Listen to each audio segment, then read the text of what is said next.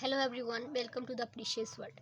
आज हमने देखना है कि बूलियन एक्सप्रेशंस को कैसे सिंप्लीफाई किया जा सकता है। सबसे पहला क्वेश्चन ये है कि हम इसको सिंप्लीफाई ही क्यों करना चाहते हैं। जब हमारे पास एक एक्सप्रेशन है तो हम उसको सिंप्लीफाई करने का मकसद क्या है, क्या इसके पीछे जो है वो इसके ऑब्जेक्टिव क्या है पीछे। हमारा मेन एम और गोल ये है कि हम जो सर्किट है उसको सिंप्लीफाई कर लें। जैसे अब आप देख रहे हैं कि यहाँ पर डॉट प्रोडक्ट जहाँ पर होता है, इसका मतलब है वहाँ पर एंड गेट यूज़ हो रहा है। तो यहाँ पर हमारे पास कितने एंड गेट्स यूज़ हो रहे हैं और हमारे पास और गेट भी यूज़ हो रहा है, और साथ में इसको इन्वर्ट करने के लिए हमारे पास उतने ही नॉट गेट यूज़ होंगे। तो इस तरह सर्किट को हम अपने कंपोनेंट्स को कम यूज़ करना चाह रहे हैं। हम चाह रहे हैं कि सर्किट जो है वो थोड़ा सा छोटा बन जाए। तो इस वजह से जो ये एक्सप्रेशन है, बूलियन एक्सप्रेशन, इनको हम कुछ रूल्स की मदद से इनको सिंप्लीफाई कर दें। तो हम देखेंगे आज सबसे पहले कि वो रूल्स क्या हैं, और फिर हम देखेंगे दो एग्जांपल्स कि किस तरह से इनको सिंप्लीफाई किया जा सकता है। यहाँ पर जो फर्स्ट रूल हमारे पास यूज़ हुआ है वो देखें। अगर हम कोई भी इनपुट लें, जैसे ये और गेट है, और गेट में कोई फ़र्क नहीं पड़ता कि आप इनपुट को कोई भी लें, यानी कि एक इनपुट भी अगर हमारे पास हाई होगी तो हमारे पास आउटपुट हाई आ जाएगी। और गेट का जैसे हमें पता है, और गेट का एक्सप्रेशन को हम ऐसे लिखते हैं, x is equal to A plus B. एक इनपुट अगर हमारे पास हाई है तो आउटपुट भी हाई आएगी। अगर एक इनपुट हमारे पास लो है तो भी आउटपुट हाई आ जाएगी अगर दूसरी इनपुट हमारे पास हाई है। यानी कि इसके इनपुट को हाई करने के लिए हमारे पास ज़रूरी है कि एक इनपुट हाई हो।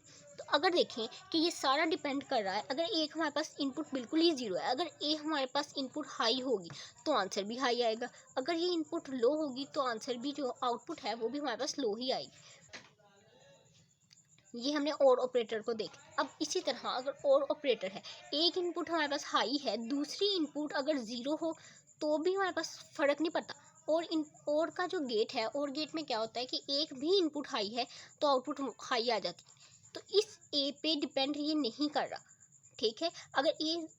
अगर हम इनपुट ए पे लो भी दे देते हैं तो भी आउटपुट हाई ही आनी है, क्योंकि लिए हमारे पास सेकेंड इनपुट हाई है। अब हम देखते हैं, ये फर्स्ट टू रूल्स हो गए। अब थर्ड रूल में क्या है, थर्ड रूल हमारे पास एंड गेट का है। एंड गेट की जो मेन चीज़ है वो ये है कि उसमें दोनों इनपुट्स अगर हाई होंगी तो ही आउटपुट हाई आएगा। अब आप देखिए यहाँ पर एक इनपुट हमारे पास लो है, तो इसका मतलब है ए जो मर्जी हो, ए पे आप इनपुट लो दें हाई दें, इट डज़ नॉट मैटर। ए पे आप जो मर्जी इनपुट देंगे ये आपको लो ही देगा, क्योंकि ये एंड गेट में मेन जो फिनोमेना है वो यही है कि दोनों इनपुट्स को हाई होना चाहिए अगर आप आउटपुट को हाई चाहते हैं। तो ये तो इसी तरह अगर हम कहेंगे कि अगर एक इनपुट लो है तो आउटपुट लो ही आएगी। अगर हम इसको देखें एंड में, अगर एक इनपुट हाई है, दूसरी इस पे ए पे डिपेंड करेगी। ए अगर ज़ीरो होगा तो हमारे पास आउटपुट भी ज़ीरो आएगी, यानी कि लो आएगी। ए को अगर हम हाई दे देंगे इनपुट तो हमारे पास आउटपुट भी हाई आ जाएगी। अगर ये हमारे पास फोर्थ रूल है। फिफ्थ रूल क्या है, फिफ्थ रूल हमारे पास ये है कि अगर हम और गेट को देखते हैं तो अगर आप यहाँ पर एग्जाम्पल के तौर पे आपने दोनों ही इनपुट, मतलब एक ही इनपुट है ना, ज़ीरो, अगर आपने इनपुट जो है वो लो दी है, लो इनपुट दी है, दूसरी एक लो है तो हमारे पास ज़ीरो आएगा। अगर आपने वन दी है तो हमारे पास हाई आ जाएगा। ये सिंपल सी बात है। अगर इसी तरह हम करें कि ए, अगर आपने इनपुट को लो दिया है, एक इनपुट लो है, दूसरी क्या है उसकी इन्वर्ट है, यानी कि वो वन, तो हमारे पास आउटपुट क्या आएगी, वन ही आएगी। अगर आप ए जो इनपुट ए पे दे रहे हैं उसको आप वन कर लें, और ए बार हमेशा जीरो, मतलब उससे उल्टा हो जाएगा, इसको ये ज़ीरो हो जाएगा, तो फिर भी हमारे पास आउटपुट जो है वो हाई ही आएगी। ये हमारे पास सिक्स्थ रूल था इसका। अगर हम एंड गेट का इटसेल्फ इनपुट अगर हम दोनों पे सेम ही देंगे तो हमारे पास आउटपुट भी वही आएगी, जिस तरह यहाँ पर था, जिस तरह और में था, इसी तरह जो है वो एंड में अगर इनपुट जो देंगे इनपुट उस पर ही डिपेंड करेगी तो वो सेम आएगी।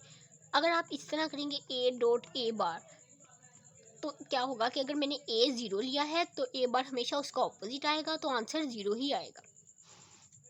अगर ए को डबल बार यानी कि कर लें, उसको डबल टाइम इन्वर्ट कर दें, जैसे ए मैंने सपोज किया, ए जो था वो मेरे पास है ज़ीरो, यहाँ पर ही देख लेते हैं। अगर ए मेरे पास ज़ीरो है तो अगर मैं उसको दो टाइम करूँ, ज़ीरो था तो मैंने पहले इन्वर्ट किया तो वन हो गया, दोबारा से इन्वर्ट करूँगी तो वो ज़ीरो ही हो जाएगा। वही वो बता रहे हैं कि अगर एक का डबल टाइम बार लेंगे तो वो आएगा ए के ही इक्वल आएगा। जो 11th रूल है वो हमारे पास है a plus a bar b is equal to A plus B, और a plus b bracket a plus c is equal to A plus b c. ये 12 रूल्स हैं, इनको आपने अच्छे तरीके से समझ भी लिया है आप, और इनको आपने याद भी रखना है दिमाग जब हमने इसको सॉल्व करना है। और अब हम इन्हीं रूल्स को अप्लाई करके देखेंगे कि किस तरह से इन रूल्स को अप्लाई करते हुए हमारा सर्किट जो है वो सिंप्लीफाई हो सकता है।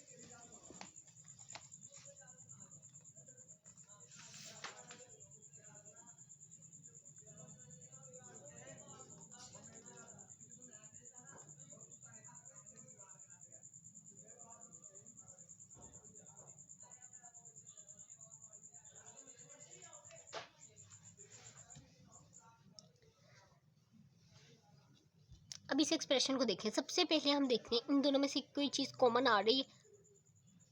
ए, हम इसमें से कॉमन ले सकते हैं ए बार सी बार, तो ब्रैकेट में क्या आ रहेगा बी बार प्लस बी। इसी तरह यहाँ से कॉमन ले लेते हैं। इसमें से कोई चीज़ कॉमन आ रही है, इसमें से आ रही है ए सी बार और अंदर आ जाता है बी बार और हमारे पास बी। इस तरह से मैंने इन टू टर्म्स में से ये कॉमन लिया है, इन टू टर्म्स में से मैंने ये कॉमन ले लिया। इसको कॉमन लेने यहाँ पर मैंने अभी कोई भी इसमें से रूल अप्लाई नहीं किया, सिर्फ और सिर्फ कॉमन लिया है, simple. B bar plus B, यानी कि अगर ए प्लस ए बार हो, यहाँ पर ये 6th रूल था, ए प्लस ए बार होगा तो हम उसकी जगह 1 कंसिडर करेंगे। इसकी जगह 1 लिख दें तो क्या आ जाएगा ए बार सी बार प्लस ए सी बार बी बार प्लस बी। एक रो पे एक लाइन में हमने सिर्फ और सिर्फ एक रूल ही अप्लाई करना है। जैसे मैंने इसके लिए अप्लाई कर दिया तो इसको मैं ऐसे ही लिख देती हूँ। फिर सेकंड पे इस पे अप्लाई कर देंगे, तो जब मैंने ये बी प्लस बी बार यही सेम 1 आ जाएगा, तो ये हमारे पास ये आ गया। अब इन दोनों में मज़ीद सिंप्लीफाई हो सकते हैं कि नहीं। इसमें से अगर मैं कोई चीज़ कॉमन ले लूँ, इसमें से क्या चीज़ कॉमन आ रही है सी बार, तो अंदर आ जाएगा ए बार प्लस ए। दोबारा से यही इस पूरे में 6th रूल ही अप्लाई हुआ है, तो ये मेरे पास सी बार आ गया। ये मेरे पास सिंप्लीफाई देखें कितना ज़्यादा हो गया। यहाँ पर मुझे कौन कौन से गेट्स की ज़रूरत थी इस सर्किट को बनाने के लिए। मुझे एंड गेट की भी ज़रूरत थी, और गेट की भी ज़रूरत थी, और साथ में नॉट गेट की भी ज़रूरत थी। 3 गेट्स की मुझे यहाँ पर ज़रूरत थी, और 3 की नहीं ज़रूरत थी यहाँ पर। इनका एंड करने के लिए मुझे एक यहाँ पर एंड चाहिए था, यहाँ 1 2 3 4 4 एंड और साथ में नॉट गेट भी चाहिए था। अब देखें मुझे सिर्फ और सिर्फ यहाँ पर नॉट गेट चाहिए। कितना सिंप्लीफाई हो गया ये। इसलिए हम इनको एक्सप्रेशंस को सिंप्लीफाई करते हैं ताकि हमारे पास जो सर्किट है बेसिकली वो सिंप्लीफाई हो जाए। अब सेकंड देखते हैं। सेकंड एक्सप्रेशन हमारा ये है, इसको सिंप्लीफाई करने की कोशिश करते हैं। जो पहला काम है वो ये है कि इनको मल्टीप्लिकेशन इनकी कर देते हैं। तो a dot a plus a b bar plus a b plus B bar b a bar plus c. अब इसमें से देखें कि कौन सा रूल अप्लाई कर सकते हैं। ए डॉट ए हमने पढ़ा, a dot a is equal to a, तो यानी कि इसको ए लिख देते हैं। ए बी बार, बाकी चीज़ों को ऐसे ही लिख देंगे, सिर्फ एक रूल लगाना था वो हम लगा चुके। B bar b a bar plus c. अब सेकंड रो में अब हम देखते हैं कि इसकी जगह अब हम बी, यहाँ पर बी बार बी है, यहाँ पर आप देखें कि जैसे मैंने यहाँ पर 8 वाला जो रूल है कि अगर एक का कॉम्प्लीमेंट हो और दूसरा सिंपल हो तो उसका आंसर आ जाता है 0, यानी कि इसकी जगह 0 आ जाएगा। बाकी सारी चीज़ें, बाकी सारी टर्म्स जो है वो एज इट इज़ ही आ जाएगी। ये आ गया 0 ए बार प्लस सी। अब हमारे पास जो टर्म बन गई है वो ये है, इस सब में ए आ रहा है तो हम इसमें से ए को कॉमन ले लेते हैं, तो आ जाएगा 1 plus B bar plus B और ए बार प्लस सी। यहाँ पर हम इसकी जगह लिखा देते हैं B bar plus B. B bar plus B मतलब यही है, यहाँ पर ए यूज़ हुआ, अगर हम यहाँ पर बी बार प्लस बी लिख दें तो ये 1 ही है।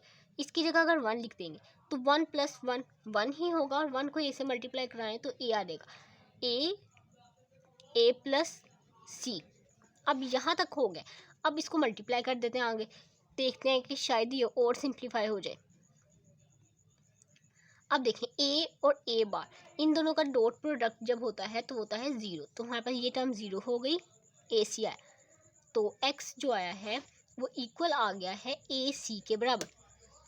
अब ये देखें, आप ये एक्सप्रेशन को देखें, कितना कॉम्प्लेक्स हमें सर्किट लग रहा है। यहाँ पर हमें सिर्फ और सिर्फ ए और सी, यहाँ पर हमें दो इनपुट्स का एंड गेट लगा देना है। दो इनपुट्स में हमने यहाँ पर सिर्फ और सिर्फ एंड गेट लगेगा, और यहाँ पर देखें, यहाँ पर एंड भी लग रहा है और भी और नॉट भी। इस तरह हम बेसिकली इन रूल्स को अप्लाई करके सर्किट को सिंप्लीफाई कर रहे होते हैं, सर्किट को, और साथ में अपने एक्सप्रेशन को भी जो है वो सिंप्लीफाई करते हैं।